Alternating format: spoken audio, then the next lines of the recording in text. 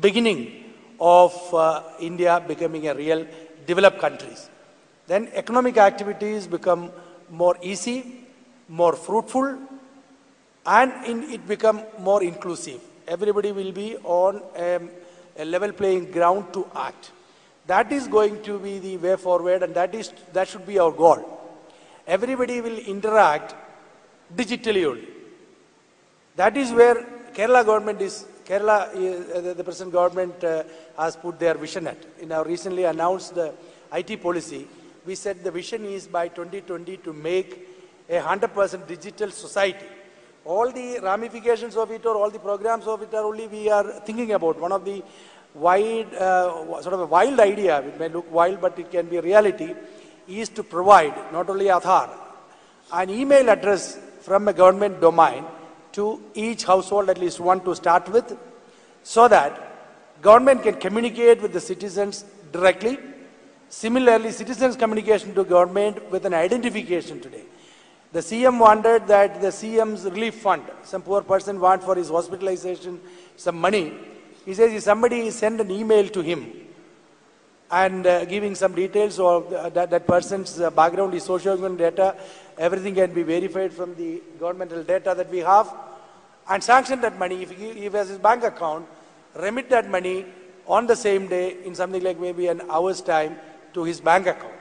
That is one of the concepts his CM told me, that we are trying to develop that into a fully digital society. I'm sure today Kerala has around 1.5 million broadband connectivity, and we have our mobile penetration is the highest. It is almost similar to metros.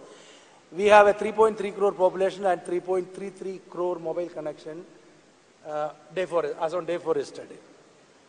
That 3.33 crore might become around 4.5 crores with a density of around actual mobile density penetration of around 2. And in around 5 years' time, at least 50% of this is going to be smartphones. Smartphones are going to become cheaper. Ordinary people who are illiterate, getting a smartphone is sufficient. That will replace your broadband connectivity at home. He will be able to interact with business. He will be able to interact with government in digital form. Even our old household, a lot of devices are going to come, which he will be able to speak with his device. These devices are going to speak to each other.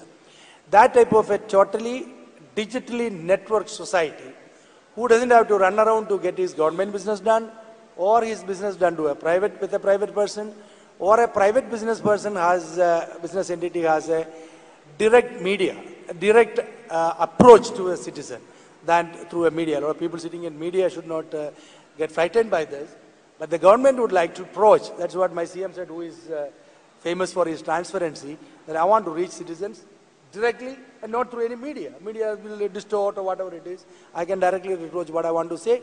What they want to say can directly come to me from every citizen. That is the type of, sort of a second stage that we are thinking. When you have mistrust on your citizens, government cannot have mistrust on its own data. If government has created data by itself, you cannot mistrust it. You should have a full faith in that thing. That is so. Why do we require many certificates? That is our next digital society concern. Why do we require a birth certificate, which I issue to my next office, another state government officer? Both has access to this data.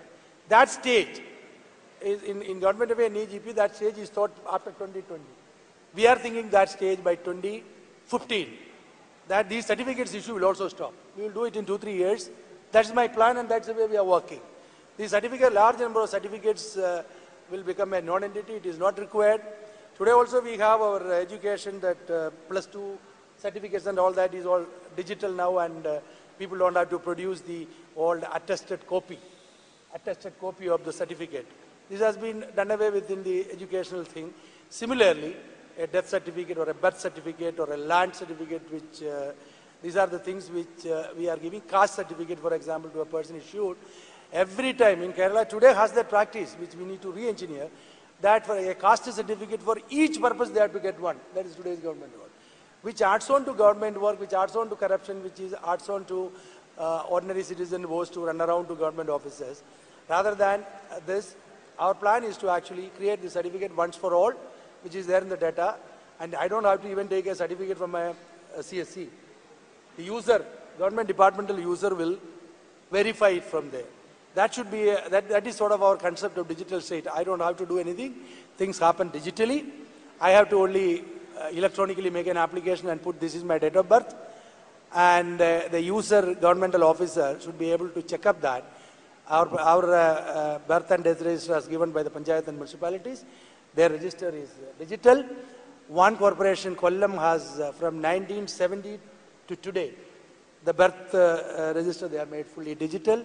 Others are on the way. The Panchayats have gone from 2001 onwards, all the birth and death register is digital already. And they are working backwards now.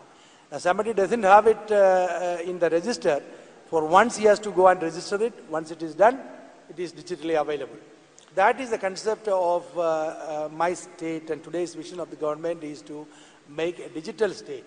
These services, of course, will, whatever is planned under NEGP, whatever is done in Andhra is already being done by us. That will go ahead. But our way forward is this. And my vision is that this will give you that clean, honest, and productive society. The basic requirement, one advantage Kerala has got is the highest literacy and high penetration of mobiles, telephones. Our entire Kerala is wired. In fact, after that BBNL has to cover only a 400 panchayat. 600 odd panchayat is already covered by broadband, but this will be a high-speed connectivity at the government offices. Our case one has covered 3,200 government offices by now. Somewhere now wireless. But that is not sufficient. We need to go to up to the village level with this connectivity. That infrastructure would go on. But the vision is this. The way forward is what is well planned under NEGP is all right. That would happen. That would be completed in Kerala by around 2015. And we are planning beyond that to make Kerala as a digital society. Thank you. So thank you.